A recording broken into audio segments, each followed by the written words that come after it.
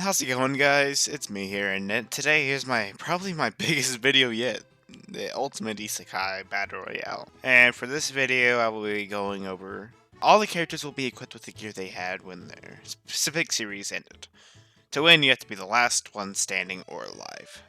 Certain series will be excluded, such as ReZero and all the other isekais that have female protagonists and reverse isekais like Devil's Part-Timer.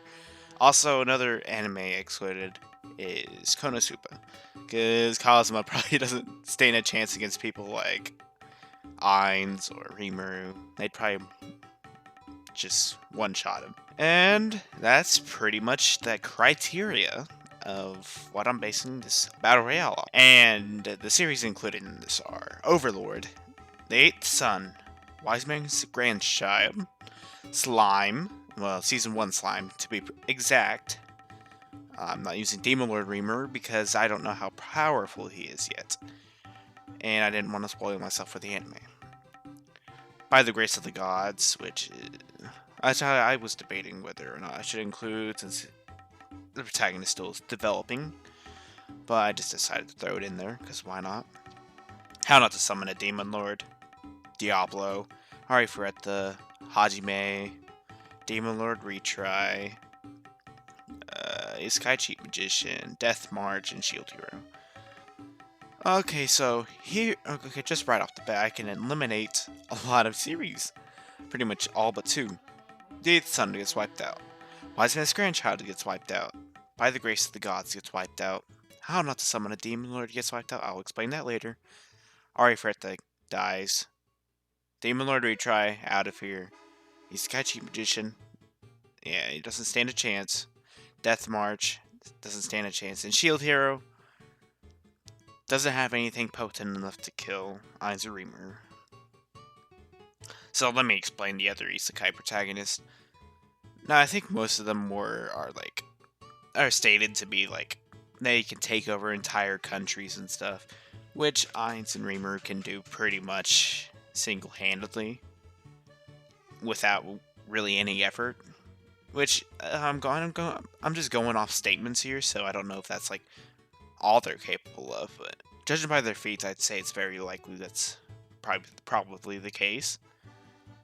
But we won't know until the series continues. So the only ones that are standing are Overlord and Rimuru from Season 1. ainz and Rimuru here, it's a special case. But first, before we get into that, let me go into what happened to Diablo. Now, Diablo would go down in a few circumstances. And he could be taken down by Hajime before the other isekai protagonist gets on him.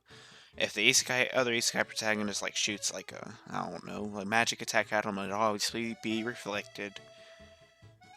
But Hajime, I feel like, can go through that because his bullets are physical damage, not magical. He only uses magical things to accelerate the bullets to make it more potent. Which, I don't know if that would be reflected, but probably not.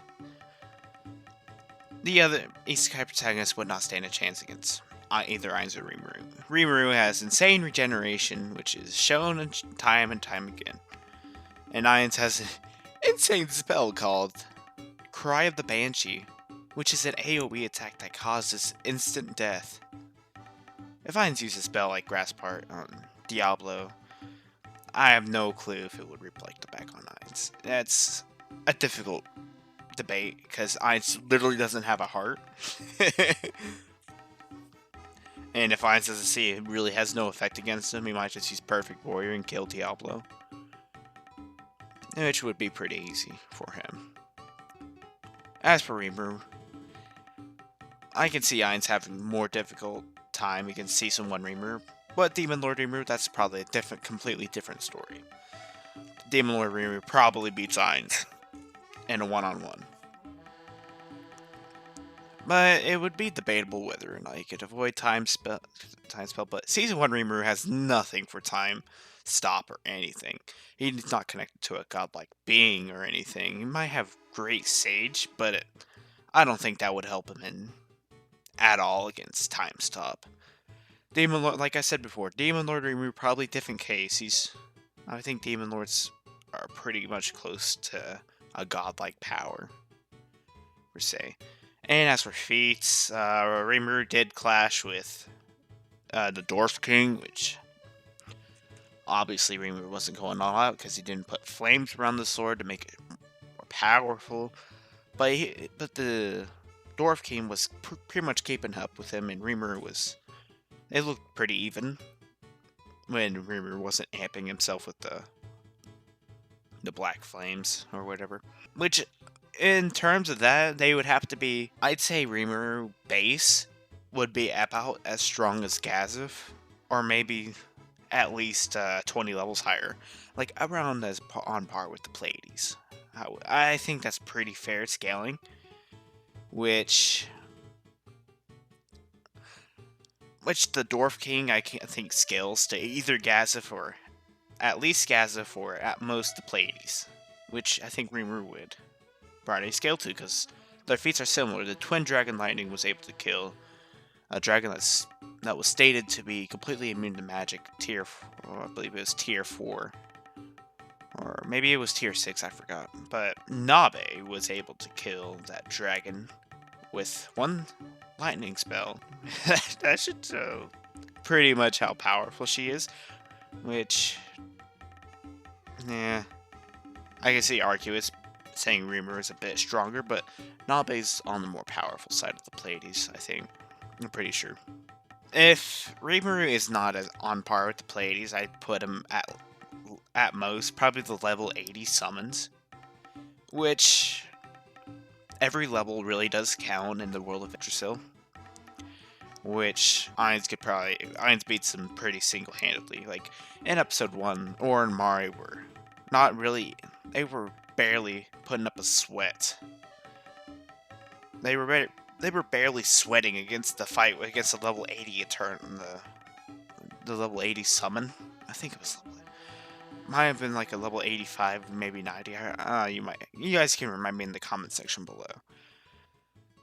But on the other feats, like who spells more deadlier, I just show he's way more powerful than Rimuru in this regard. Rimuru was able to kill about 10,000 soldiers with Megiddo, while ainz killed over 70,000 people with one spell, and some of the Dark Young, which killed an additional 100,000 soldiers, which is, if you guys don't know any math, is 170,000 people in technically one spell. In terms of feat, I'm pretty sure everyone agrees that ainz's spells are deadlier than Rimuru, at least. Which I think ainz pretty much takes this fight and wins this tournament overall by a long shot.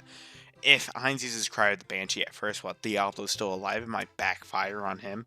But still, it would kill everyone else. Maybe not Rimuru, because I don't know if he has any death resistances. It's never been stated, but I don't think he does. So it might work on him. But besides that, I hope you guys enjoyed this video.